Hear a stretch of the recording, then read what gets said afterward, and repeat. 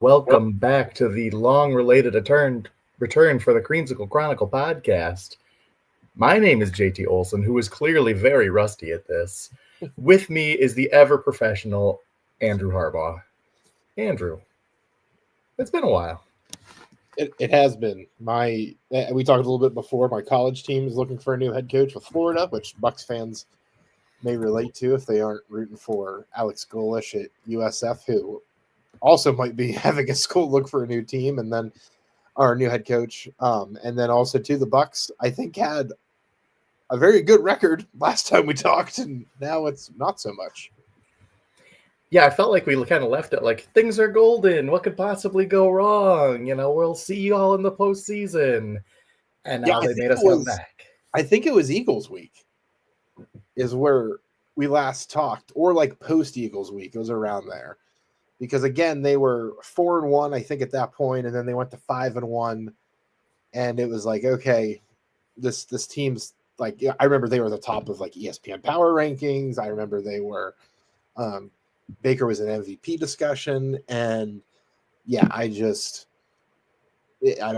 wheels have fallen off, both literally and figuratively in some cases of people. You know, I think the natural correlation is that we are critical to this team's success. 100%. So like once we get back on track, like this weekend, I think it's nice that we came back for a potential layup in a 3-7 or 3-8 Cardinals team, but I'll take it. Hey, if you ask the Twitter sphere, this game is far from a layup. This team will never win another game. Todd Bowles officially said this as a middle schooler. And it's dark times right now. Yep. But let's revisit those darkest of times. Rams game, almost a week ago at this point. Brutal. I couldn't even tell you the final score because I was so checked out of the second half. I was already writing a mock draft. Where are you at with that performance? It was 34-7, and I only knew that because I had to write it about 800 times, I felt like. But no, and it's tough because, like, it's funny. I did a show today with Jess Root, who's the managing editor for Cardinals Wire, and he laid out who the losses are to. And the losses are to the Eagles, the Bills, the Rams, all these Super Bowl playoff teams, basically. And so it's not like they're losing to the upcoming Cardinals yet. It's not like you're losing to a Joe Burrow-less Bengals team. You're not losing to the Saints. So it's tough where you want to say they're rising to the occasion. And like in the Bills game, you get 32 points on them. Most of the time you should be able to win. That second half, just the doors blew open. So it's tough where, and again, Eagles game, you could argue a special teams play away at the very beginning from a win there. But even the Eagles now are not looking as good as they have been. So it's tough to be completely down on it, but at the same time, if you're going to be a Super Bowl contender like we talked about, I mean, those are the teams you've got to beat. Like I said today, right now, if the playoffs started today, they're playing the Seahawks at home, and I said, I don't even know if I'd favor them in that, the way they're playing. And then, like, the Seahawks, I looked, have gotten much, much better since they played the Bucs, ironically. Like, they lost to them, and that was a big win for the Bucs. Because they're playing the Vikings this weekend, so I had to do some preview stuff. And their offense is almost averaging 400 yards now. Defense is averaging just over 300 yards. So Mike McDonald's got that team the way he wants. Sam Darnold's humming. Jackson Smith and Jigba looks like an all-pro. So I don't know if the same result would happen if they played today, healthy Baker or not. But Yeah, it's going to be an interesting second half, and it's fun that it works out that it's mostly division games.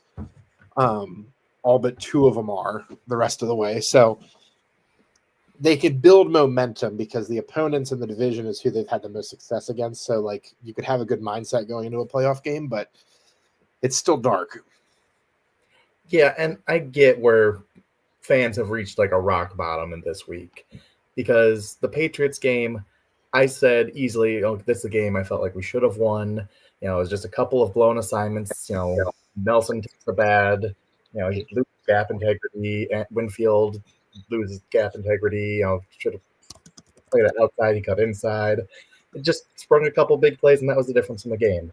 Same with the Bills game. A rookie drifts out of position, gets burned for a touchdown. Tyke Smith, who's had an all-pro season, takes a terrible angle on a tackle, gets burned for a touchdown. Just fundamental breakdowns that there's no excuse for. This game, it was dead on arrival, it felt like. 3 and out, Rams march down the field and score. You get the ball back, you're trying to answer, and you throw a pick six, and it feels like an insurmountable lead at that point.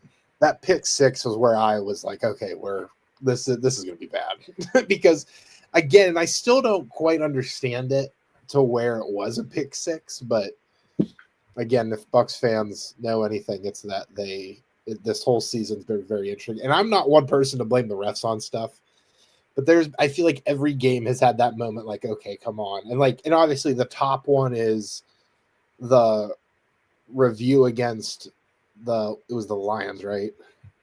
Yeah, on second thought, we're reversing this call. Yeah, something like that. I to this day in my life, I have never heard that from a professional referee of any sport ever. So the Lions are challenging, but F it, we're just going to give it to them. We're just going to give it. They get to keep their challenge. Yeah, so I think that's, like I said, I agree. Where that Rams game, like at the first, I was like, okay, this is not going to be good, but I thought maybe it'd be a shootout of sorts. And then that pick six, I was like, nope, this is going to go downhill very quickly. Yeah, because the Rams they're too good of a team to dig yourself a 14-0 hole, especially when you're shorthanded with all the injuries, especially when Baker has not played as well in the last month as he did the first month. It was a storm that was brewed perfectly for a blowout, and they looked helpless. I mean, they did nothing well in that game. They did nothing right. I thought the offensive line looked okay, but other than that, I mean, the Baker injury, you're down 4 touchdowns in the second half. You're just grinding out the clock at that point. I mean, it got away from him so fast. You got time. You got to take a chance. Yeah, I got enough time to get out to my car and beat traffic home. The game was done. They were done. Like, make reservations at your favorite restaurant. Make plans with friends. The night is over. Enjoy.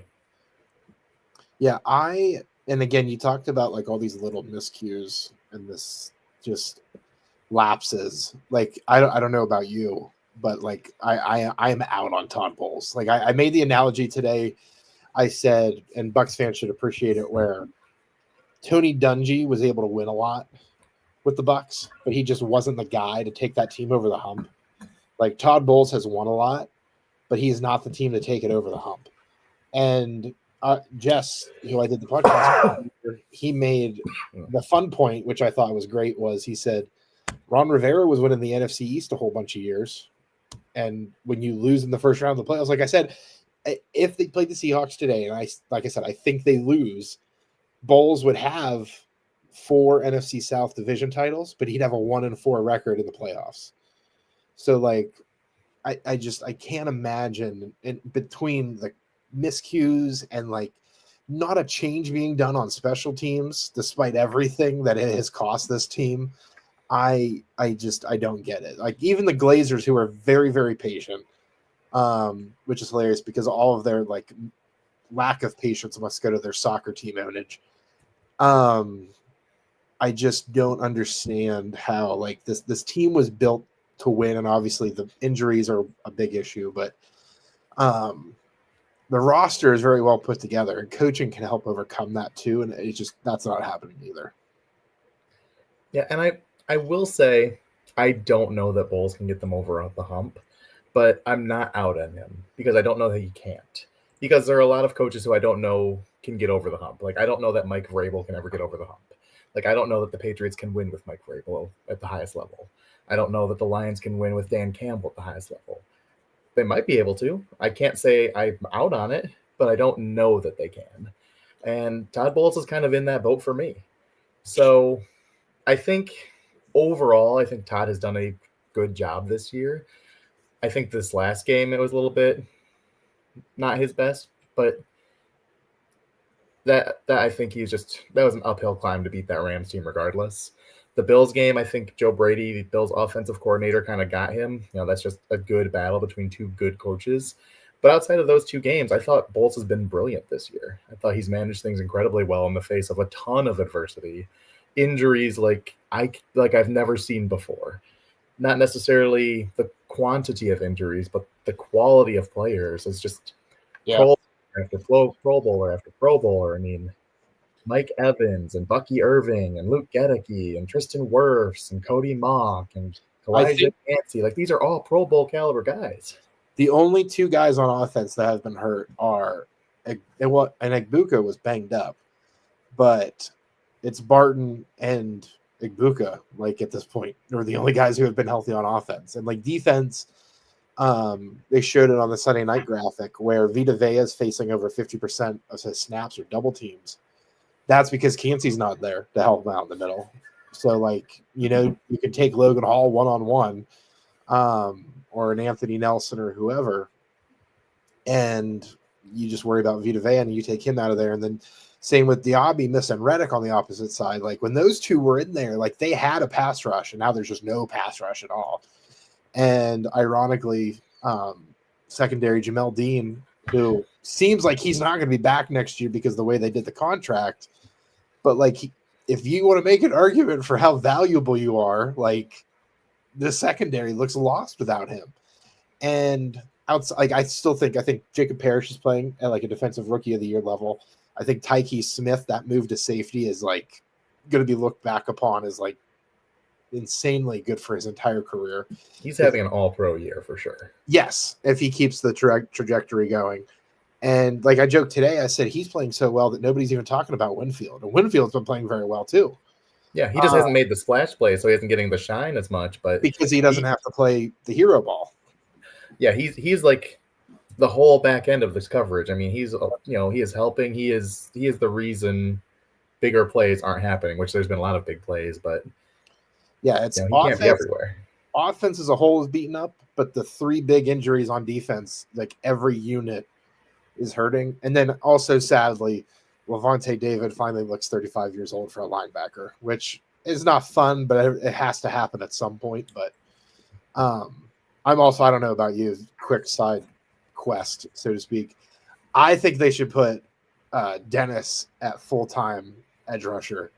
He is horrific in coverage, cannot move to save his life, but he gets pressures and he gets some sacks here and there. I think if they just moved him full-time opposite Diaby while Reddick's out, I think the whole world would be in a better place. But I think the play of David is making them kind of handicap each other in that spot. I mean, I think Dennis has been better in recent weeks. I think using him in that Devin White role where he's more attacking and more blitzing and you ask less of him as coverage, I think that's helped him look better. But I agree, he's limited in coverage. I mean, we expected him to be that guy because he was that guy in a small sample size leading up to this year, but he has been exposed this year in a major way, and it has not looked good. Yeah, I like I said, something's got to give on that front, but yeah, it's not a good state of things, like you said. You're joking about mock drafts already. I was talking again. His was even on a show, because every time I do a mock, I feel like any position is still available outside of like glaring ones. But like, I don't know what Jason Light is going to want to do. And like, and my immediate thought is take the linebacker that falls, take the corner who falls. Like I keep wanting to focus on defense, but then like, I'm also tempted at receiver because you don't know what's going to happen. Like, I don't want to, this is not me speaking on anything I know. This is just like a gut feeling. Like if I were the front office, I'm regretting the Godwin contract. Like I I know the ankle was the issue, but now you've got the fibula popping up.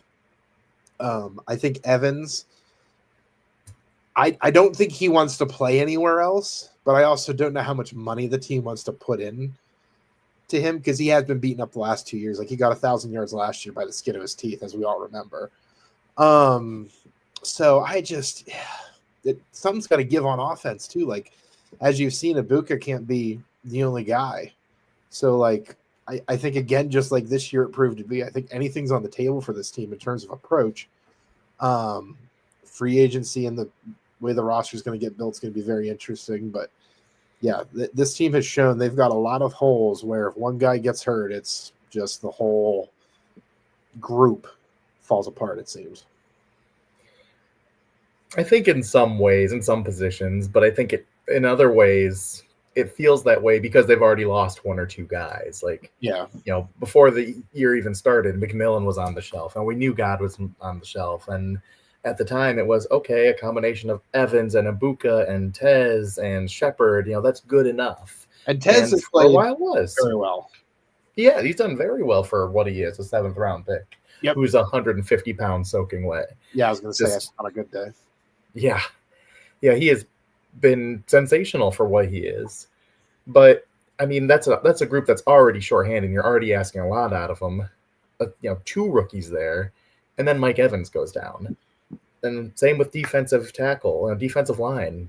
Cansey in the second game, boom, gone for the year. That's your best pass rusher. Yeah, that was the one. And then, with Reddick gone the last 3 games, it's like, oh, you lost your best pass rusher and maybe your second best pass rusher. And then everyone's like, why isn't the pass rush working? Yeah. But it feels pretty obvious to me.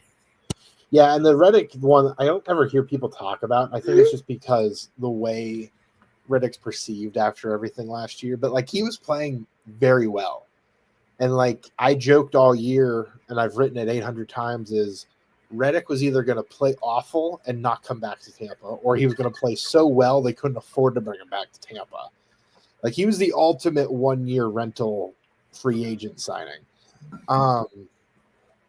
So, and I think, again, he showed, like, he's worth investing in. And maybe him being hurt and playing well enough makes a perfect storm where he comes back to Tampa, because I think him and Diaby can be good. But, yeah, I think between Cansey and Diaby, like, Reddick, the injuries, like the pass rush, just that's been the biggest killer, I think.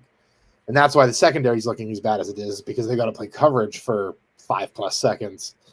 And nobody's going to do that. Whether you've got a combination of Surtain, Sauce Gardner, and throw in some all-pro nickel who I can't name off the top of my head, they're not going to be able to cover guys for 5+ seconds. I very largely agree with you on that. However, I will say I don't care if it's a group of first graders blocking this defensive line. I don't think Zion McCollum can cover anybody for any amount of time right now. You want to talk about bad contracts. Yeah. And it's shocking because we knew he was, a project when he was drafted. And then he took a step forward. And, he wasn't where he needed to be a full-time player, but it was progress and you saw growth. And then last year he took a big step forward, and it's like, all right, this is the progression plan you envision when you draft a freak athlete like that, who is a year away from being a year away. Well, it's 2 years later and he's playing great. And they gave him that contract, and now it looks like he's took 2 steps forward only to take 1 step back. He looks lost out there. Yeah, it is funny and bad at the same time how, like, I feel like anytime a big play is given up, it's been him. It really has. I mean, in terms of coverage, I mean, he's the weak link. He looks awful. Yeah. And it's every type of coverage you could ask. It's press man, which is supposed to be his strength. It's zone. It's he's not good at anything right now. And and you talked about the freak athlete part. Like, the lack of recovery is also shocking. Like, there are some guys who their guy they're covering can get on top, like over top of them in coverage, and they're able to recover well enough to at least get a hand on the ball. I'm not asking for you to pick anything off, or even just to make the receiver think about you being there. And that's not even happening most of the time. Like, he's not even within 3-4 yards sometimes. So, yeah, you want to talk about bad contracts. I think at this point, that's definitely one that when it happened, I was shocked. because I wasn't even the biggest believer in him at that point, just from my 1 year of covering the team. And when I saw it, I was like, okay, well, maybe I'm the one who's wrong and I'm not seeing it because I'm not Jason Light. But no, like so far, it's just been without Jamel Dean, he's lost. Yeah, so I mean, this game is going to be an indictment on him because the Cardinals are going to pick on him after what we saw last week. Dean's coming back. It's a backup quarterback. I mean, if he looks bad in this game, especially against a Cardinals offense that does not have a lot of wide receiver talent, I mean, you really got to think about benching him for Benjamin Morrison when Morrison's back healthy. I mean, he has looked unplayable, so he really has to right the ship quickly if he wants to stick around. I mean, we've seen the Bucs go back and rewrite Jamel Dean's contract and take that from a very similar number, 16-ish million, down to 3, renegotiate that. And I don't think they would hesitate to ask McCollum to do the same if he keeps playing like this. Yeah, 3 years, 48 million. I'm just looking real quick here because I'm curious, like when this deal does not become a salary cap grenade. It's funny. I thought it was in the 40s or 30s. I did not realize it was nearly $50 million to pay for. Yeah, 16 years, 16 a year. Yeah, I just okay, over OTC. So, like even if you do a restructure here, what does that deal even kick in? So it kicks in next year. Yeah. So I mean, if they did a restructure, they could save $8 million. But still, like, let's go to an extreme example. Say you wanted to trade him, dead cap. I mean, this actually isn't a very poorly written contract. They would save $3 million if they moved on from him before June of next year. Again, very extreme thinking. I don't think they're going to sign the guy and then cut bait. But really, they're only going to save $3 million next year. It'd be $2 million in 27, and it'd be $1 million in 28. So actually, the money kind of stays about the same. So, yeah, like I said, I don't think they're going to cut bait with him anytime soon. But like, he needs a come to Jesus meeting in the worst way. Yeah, and if there's anyone to give it to him, it's Todd Bowles, because defensive back, that is what Todd Bowles played. This is his area of expertise. We have seen him develop guys, whether it be Antoine Winfield Jr., whether it be Carlton Davis, whether it be Jamel Dean. He has an excellent track record in developing secondary players, and including Zion McCollum up until this moment in this year. So if Todd Bowles can't fix this guy, realistically, there's probably no one who can. So he's got to do that quickly. So ironically, the person who I want them, if they move on from Bowles, to hire is who I think actually would be perfect for this type of reclamation contract, because we just bore witness to what Emmanuel Forbes can do for the Rams now after he got drafted ahead of Christian Gonzalez, All-Pro, in Washington. And I think Chris Shula would be fantastic. You don't have to completely change the direction of things, but like, you want someone who's going to maximize pass rush opportunities, someone who can work on the secondary and rebuilding guys. That Emmanuel Forbes job, I think alone is going to get him a head coaching job somewhere next year. It's just a matter of where. But that's where, again, I think of moving on from Bowles, you've got to hit a home run. And I think something like that would be the case. Like I said, just because you've seen what he's able to do with Forbes, leads the league in pass breakup since he's been traded there. So he's getting targeted, but like, he's in position to make a play. And like, I think McCollum's just as much of an athlete as Forbes is. So I don't know why you couldn't ask for the same results. Yeah. And again, I am in no way in the camp of moving out from Bowles at this point. But if I were, I would definitely have to look offense for just the stake of stability on that side of the ball and keeping that system, and so many reasons. The offensive mind is dominating the league, but if it were me, I would like a guy like Joe Brady from Buffalo. I'm a big fan of his, but that's a conversation for another day, because Todd Bowles is going to right the ship and lead this team to the promised land. I'm still in that camp. Okay, you keep the fan hat on. I'll keep the level-headed press guy. The world is. I don't think it's a fan hat. I think it's a realistic expectation with this team getting healthy at the right time. I think the schedule, like I said, too, helps a lot. Where, like I said, you've got the 2 games against Carolina are going to be very interesting because you haven't seen them play them yet. Atlanta looks very different with Kirk Cousins, which is both hilarious and sad at the same time for Michael Penix, who I was a big fan of. Like I loved him at Washington, like super electric, and I was like, okay. But first off, the man doesn't know anything but a fastball. Like here, perfect example. I've made this analogy, and I hope nobody's ever gotten it. You got the right hat on to understand it. Joel Zumaya. I love the Joel Zumaya reference. Joel Zumaya, that dude. I'm so glad someone other than me understood a Joel Zumaya reference. So, if he didn't hurt his arm playing Guitar Hero back in the day, he'd still be throwing 105 in this league. Exactly. And again, didn't have any other pitches, but like you wanted a guy all-star for a couple years. But God, that's so funny. Anyway, back to my point is the Saints obviously like that should be a win. So there's 1. Cardinals should be a win, that's 2. Dolphins should be a win, that's 3. That gets you to 9 and 5.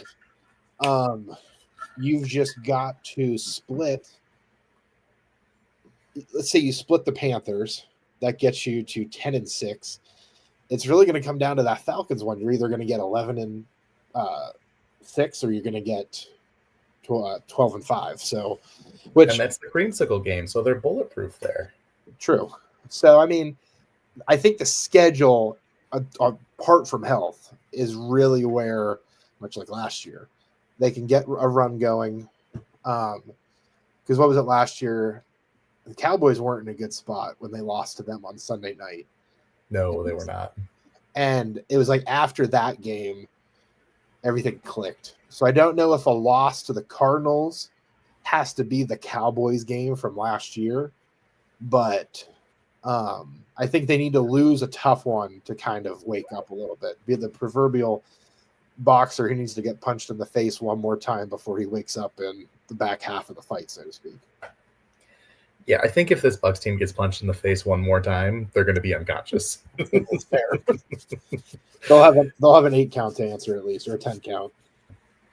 But I mean, like you said, the schedule, I think it's lining up perfectly for them. The Cardinals, the Saints, the Dolphins, the Falcons, these are all teams that are on life support. Like, we think the sky is falling here in Bucs world. Those teams, they're already dead. They're already cold. They're already in the ground. It's over.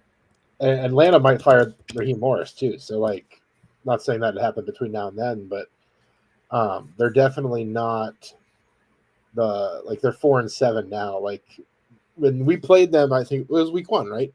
They looked like, okay, this is going to be a real tough Falcons team, and like they have just not. Obviously, they're 3-7 since that game, but yeah, I think, like you said, everyone's kind of primed for the picking, so to speak. Well, I'm still shocked that Mike McDaniel has a job. I mean, the Dolphins looked lost for weeks in a row. I mean, just as bad as the Bucs have looked recently, but they have no track record of success. They look like they were spiraling out of control, and it's not going to get better. Yeah, and I think, and ironically, I think McDaniel somehow might have saved his job in a roundabout way, which is hilarious to think about. Just to hammer this point home, I'm trying to do a quick add up of the record here. So you've got 3-win Cardinal team, 4-win Dolphins team, 4-win Falcons team. So there's 11 wins there. You've got 12 wins for the Panthers twice, so 23. So you got 23 wins and 12 losses, 19 losses, 26 losses, and then math, 34. So you got 23 and 34 record against teams the rest of the year. So, like, very easable. I made a word. Easily attainable in terms of getting that 11-6, 12-5 record. And I think even that doesn't paint the full picture of how easy this road is for the Bucks, because the Panthers are 6-6, but they're a little bit fraudulent. They've had a very easy schedule up to this point. They're about to be hit with the Rams and the Seahawks and the Bucks twice. I think they're going to be in a world of pain here over the next month or so. Yeah, it's funny. My one of my writers wrote about like this. He does a weekly state of the NFC South, and yeah, like, who's the Panthers? Yeah, their next 3 games. Yeah, Rams, like you said. Then you got a bye week, and then the Saints, and then the Falcons. They have the Jets this week, which they could lose, and then the Seahawks, and then the Bucks. So like, yeah, and then the Dolphins. Like I said, they play the Saints, but yeah, everything's lining up, I think, for a good bounce back. But if it doesn't, like, something's got to give.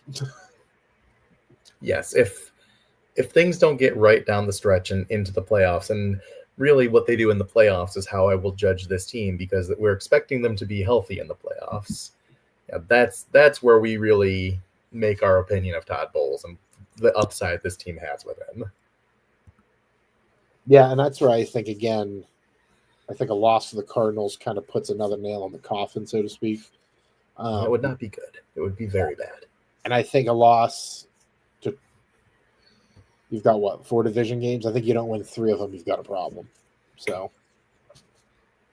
Yeah, but the injury report is lining up well that they won't lose to the Cardinals, and why I feel confident going into this game. Hassan Reddick was back at practice. He is questionable for this game. Ben Bredesen was back at practice. He was questionable for this game. Baker, by all indications, looks like he's ready to roll for this game. Bucky Irving is finally back after like an 8-week absence that was unexpected. They're getting a lot of guys back. Chris Godwin will be in his 2nd game back, maybe getting his legs under him a little bit. I don't want to say it's starting to come together, because we're still a few weeks out from that. But getting these guys back is a huge, huge step. And I saw this week, I think today, Greg Allman reported, Kalijah Cansey running on the side of practice. That would be such an incredibly huge addition to get back. We know we're expecting them to get Mike Evans back before the end of the year. That is the expectation. Same with Jalen McMillan. We don't know what exact time frame, but we know they're expecting him back in December. So they're going to get a big wave of help, if not this week, then next week. And then there's still a second big wave of help next month. So it's starting to kind of come into place as long as all these bodies hold up. They just need to get him on the field and mesh them together before the end of the regular season. Yeah, and I think that's going to be the real key. And I think, again, division games line up perfect for where if they want to build that momentum, those are the games to do. Because those are all guys that you don't have to ask them to be psyched up to play the Panthers 2 out of the last 3 weeks. So, yeah, I think it's going to work out like you said. It's a good timetable for everything to kind of get going. Yeah, it couldn't be better. You're getting your key players back against a bunch of middling opponents. This is where you build the momentum going into the postseason. It's where you build the confidence. It's where you build the continuity, because they've been hurt for so long. These guys haven't played together. So this gives you the nice, comfortable opponent to ease those guys back into. It gives you the opportunity to gain confidence. They just have to get everyone back and do what we expect them to do. And I feel okay about this team. I feel good about this team making a run, with the caveat that Josh Grizzard continues to improve. Yeah, and that's the other thing, too. He had a couple rough weeks where even I was questioning, like, okay, did we finally, as a team, you could say, did we finally swing and miss on a coordinator hire? And I don't think that's the case, because, again, he went from cooking with, like, Michelin star ingredients to, like, whatever he could find that was left over from a house fire. So, yeah. It's a hard judge. Yeah, and, like, again, I don't think if you had a Joe Brady in there, I don't think if you had a Clint Kubiak or whoever, like a new coach in there, I don't know if they would have been able to do any better. So like I give Grizzard a pass in all this, but no, it has gotten better. I think he's finally learning. Like I gotta turn chicken salad out. I can make chicken salad out of chicken. You know what? And, I think that's where. And I think Bucky getting back is going to be a big key. I think that's the biggest thing with this team. Where last year, like Baker was flashy and was making the plays, but like that run game was the straw that stirred the drink all year, and that just hasn't been there. Like I was just looking, like Rashad White's averaging 37 yards a game. Sean Tucker was averaging like 23 yards a game. Like you're not going to have any sort of offense when you're doing that with your two leading rushers. So, I think Grizzard's going to get back, and once you get the run game going with Bucky, I think everything will come together on offense. Yeah, I think that'll help certainly because he can be so dynamic with his vision, his ability to change direction. I mean, he's just him and Kenneth Walker are just like the master of the cutback lane. Like if you are too aggressive and you over pursue, he's going to find that alley. He's going to cut back and he's going to gash you for 30 yards. Like those two are just on another level when it comes to that. But I don't know if he fixes everything because I think Rashad White and Sean Tucker, I think they could have been used more and more effectively in these last couple of weeks. Really, I think Rashad White could have been the focal point of the offense last week is what he does as a receiver because the Rams linebackers aren't great. I think he's been shorthanded, certainly, very shorthanded. But I also don't know if he's doing everything in his capability to maximize what he's had. Like, I don't remember if it was the Patriots game or the Bills game, but there were 3, 4, 5 times in one of those games where it was 3rd and short, like 3rd and 2, 3rd and 1. It was the Bills game. And he brings them out in an empty set. And it's like, at least give the threat of that you could run it because you could run and pick it up easily. And it just drove me crazy. Like I don't want to be old man pounding on the table to run the ball, but at least make them pause for a second.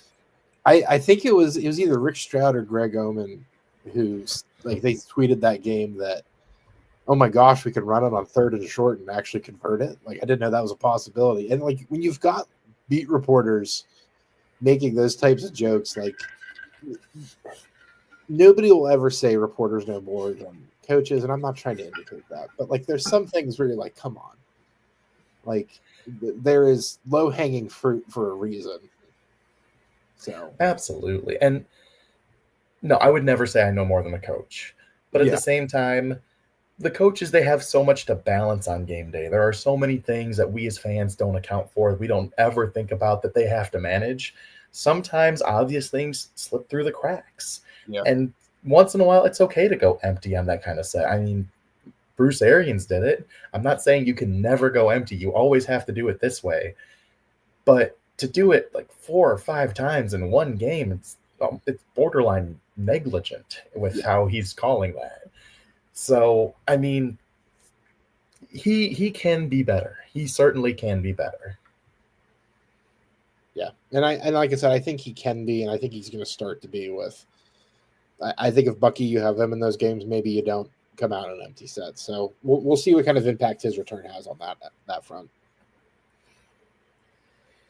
How confident do you feel going into this Cardinals game?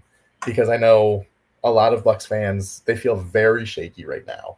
I know you're out on Todd Bowles. I know a lot of that demographic who's out on Todd Bowles feels like this could be a loss because it's being coached by Todd Bowles. So on a scale from 1 to 10, 10 Bucs are going to take this comfortably. 1, Cardinals are about to blow them out. Where you at? Well, if 1's a blowout, I won't go that bad, but I would probably say I'm pretty happily in the middle, like a 4 or 5. Oh, so you're kind of leaning Cardinals a little. I am. And today I actually said that on the Cardinals show I did. I said where this just feels like the perfect storm where you've got a bad team before some divisional games that you're always going to look ahead to. I think obviously there's going to be the hoopla there with Simeon Rice getting his jersey retired. and you're going to have a lot of legends in the stadium that game. And I think the Cardinals have played like they've laid a lot of eggs, but like at the same time, Jacoby Brissett has played good backup quarterback football. And I think the way their offense is, where it's a lot of like dink and dunk, I think that's where the Bucs coverage is weakest. Like I said today, I said like if I was Pretzinger, however you say his last name, I apologize, the Cardinals OC, I said I am running slants all day with Marvin Harrison, and I'm giving him 20 targets across the middle because all he has to do is get that ball.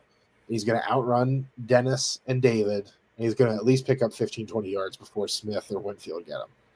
And like the run game, there, I do all the injury reports for the Fantasy Wire for USA Today too. The Cardinals are going to be on their third string running back, so they're not going to have a running game. So that's at least on paper they're not going to have one. So that's at least a positive.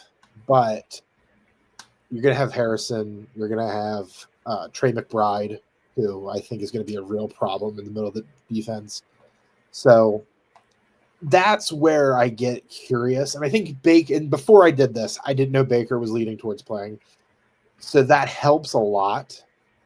But there's so much that I think they're looking ahead to. Like I said, I think like you joke, they get hit in the face one more time, they're going to get knocked out. I think this is that last punch to really wake them up. And like I said, I think they're going to be looking ahead a little bit, and I think there's going to be a lot of hoopla that day for the Simeon Rice stuff. I'm not saying it's going to be a blowout. Like my score prediction, which I haven't written for them yet, is going to be 21-17 Cardinals. Like I think offense is going to struggle a little bit. I think Baker's going to be hurt and feeling it. He can't help himself and play like Brett Favre reincarnated, minus the welfare fraud and accusations. And but I think it's going to be one of those things where they need one more reality check before like this veteran locker room is like, okay, we're getting healthy. We're getting these guys back. We need to buckle the F in. And this is how we go about it. Yeah, like I said, I think there's one more bad game in them. So, and I think it's going to be this one. See, I was kind of leaning towards a 6 when I thought it was going to be Teddy Bridgewater playing. I think if it was Bridgewater, I was at like a 2 or a 3. I think the Bucs are the better team, even if Bridgewater is in there. I trust this Bucs defense still. And I know after these last couple of weeks, it's like, how?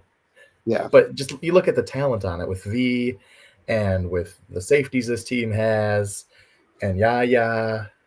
And we know they're going to shut down the Cardinals' run because the Cardinals hate to run it. You know, no one throws the ball more to the NFL than the Arizona Cardinals of all teams. So we know they're going to come out and sling it 40 times. Now, this is your chance to get, Todd Bowles, dial up the blitz and get 4, 5, 6 sacks in this game. To apply that pressure and force an interception to Antoine Winfield or, what Jacob Parrish gets one. There are a lot of ways I think this can go right for the Bucs defense. And offensively, I mean, you're getting Bucky back. This is the Cardinals defense that I don't think is that good. I think they're very average. I don't think they're terrible, but I think they're average. But I also think they're kind of playing above their skis a little bit because I look at this roster, I don't see an abundance of talent. And some of their best talent, like Walter Nolan, who I was a big fan of in the draft, he's going to be out for this game. So I felt okay. I felt like this is one they could handle their business with if Baker missed. And if Baker's good to go, then I feel pretty to very confident, kind of in that 7-8 range. And I get that, like on the total out of there, and I could make an argument for that. Like I said, I think something bad's gonna happen one more time before, like they say, bad things happen in threes. Like, ironically, they're on a 3-game losing streak, so like this should be the bounce back. But I think before the Rams game, I think it was a tough stretch where there was winnable games in there, and they just weren't getting them. So like I think not on paper winnable, but like in the moment. This one is on paper a winnable game, and I will have a good feeling coming out of the first drive what it's going to be like. So I think we'll know very quickly, and I think everyone will, how it's going to be. Yeah, and I think for me, what's going to tell me is the Cardinals' first drive. How does Bowles attack this offense? Yeah. How do these defensive players who should have felt embarrassed last week, especially Zion McCollum, how do they respond? You're getting Jamel Dean back. You're maybe getting Reddit back. If you can't come out and make a stand against a Cardinals offense who is not especially talented, who also has injuries, I mean, this is a backup quarterback. They're missing, their running backs. They're missing a guard. Like they have injuries across the board. Yeah. If you can't come out and then just assert your will on this team, then that you've got a problem. And I don't know if it's a fixable problem at this point. So they had better respond quickly. Yeah. Yeah. Like I said, for sure, someone's got to give. It's just a matter of what on Sunday.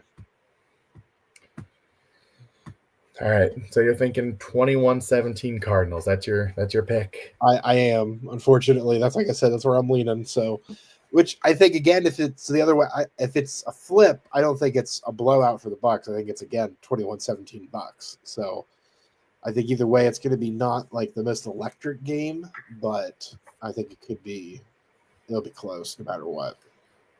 So if they lose this game, and you think they do the Buccaneers make the playoffs in your eyes? I think they can because you've got all the division games. If they didn't have division games the rest of the year, I would be concerned. But if they lose the Cardinals, we should be concerned anyway. I mean, true. But I'm saying, like, to have a bounce back against the second worst team in the NFL, who's a division opponent that you hate, whether they're at the top of the division or the bottom, you always get amped up for that game. So I think the Saints is going to, like, that's perfect timing for that game. Same with the Falcons the week after. So that's where it's ironic. I think if they lose, I actually feel better about everything versus if they win, I worry the trap game is going to come later. So, and honestly, I don't doubt that it will, because every team drops a game that they shouldn't on paper. Yeah. Now, the Lions got smacked by the Vikings this year. The Packers got smacked by the Browns. Like, every team drops a game that you look on the schedule at the beginning of the year and says, oh, that's an easy win. So, I mean, if they lose to the Dolphins, I don't think it's impossible. I just don't think it'll be this week based on how the last few games have gone. Yeah, and that's fair. All right. Any closing thoughts before we wrap this up and we get ready for a glorious Sunday victory? Because that's where I'm going. I don't know the score, but I know I'm picking Bucs to win. Win or lose, give me Chris Shula and Michael Ford next year. That's where I'm at. I'm just trying to get Kenyon Sadiq or Sonny Styles. I don't even care who's coaching the team. I do find, real quick, like, you read and hear they love Kate Otten, but they don't even use him. Like, and you're going to pay, like, his market value is $12 million. Like, could you imagine if they give him like $36 million? Oh, they're going to have to pay Baker too. Exactly. So, like, you're going to have to probably give him 3 years, $36 million, let's say. And that's for no touchdowns, 300 yards, and like 30 catches. Like, I couldn't imagine for all the needs this team has that you don't just be like, okay, I don't think the tight end class is horrible. Like, in mock drafts I do, there's plenty of guys on day 2 that I feel like could just be as athletic and blocking types that you could get with Otten. Or maybe you get, like I said, Kenyon Sadiq at 18, 19, 20. I would love that, but I don't want them to pay Kate Otten. Like, I know I'm just box score scouting because, like, obviously blocking, he's phenomenal, and that seems to be where his big impact is this year. And he's a big safety valve for Baker and whoever's under center. But you need a playmaker there because, like, it's really just you might as well just have another fullback and run the wishbone at this point if you're not going to use them. Well, and even if they decide they want to pay Otten and say they get him for 3 at 30 and they get a good deal on him because he hasn't been super productive. Yeah. They have nothing behind him. Devin Culp is a nothing at this point in his career. Payne Durham is nothing at this point in his career. So even if they want to do, it really just depends on what they want to do the offense. If they run revamp it with Mike Evans and Chris Godwin getting a little older, add more of a dynamic playmaker and have Kate be that really good number 2 and run a lot of 2 tight end sets. Yeah. Like that's just another dimension to the offense. It can only help them. Agreed. But it's going to be at some point a long off season. You and I were both deeply entrenched in the draft already, so we will do a lot of draft coverage eventually. And I'd like to think we'll do it really well. Yeah, I think that's going to be the fun part of this, unfortunately. Win or lose. I don't care if they're picking top 10 or maybe 32nd, but either way. It will be 32. That's how my mock drafts are playing out in my head still. Well, when they make a postseason trade, we'll see what happens. But anyway, I think it's going to be a big off season no matter what happens the last couple weeks. All right. And on that note, we will end it here for tonight. Andrew, tell the world where they can find your work. You can find me on Twitter at MandrewNFL. I got Buck stuff, draft stuff on there. So Bucks Wire's got a bunch of stuff out getting ready for the weekend, so you can find all that work there. All right. I'm always on BucksReport.com. If for some reason the Bucs lose this week, expect another mock draft Monday. But when they win, I'm going to say no mock drafts, Super Bowl hype train. We're going to do it. There you go. All right. Until next time, I'm JT. This is Andrew. And go Bucks.